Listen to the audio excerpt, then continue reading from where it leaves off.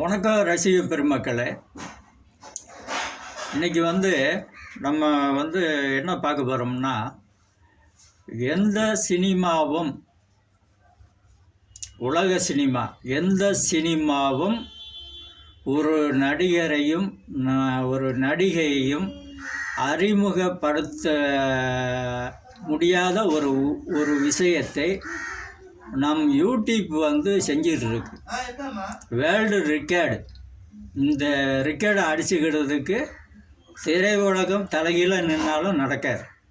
அதெல்லாம் எல்லாருக்கும் எட்டாத கனி. அதான் யூடியூப் வேர்ல்டுலே அதிகமாக வீடுதோறும் நடிகர்களையும் நடிகைகளையும் உருவாக்கியது யூடியூப் மட்டுமே.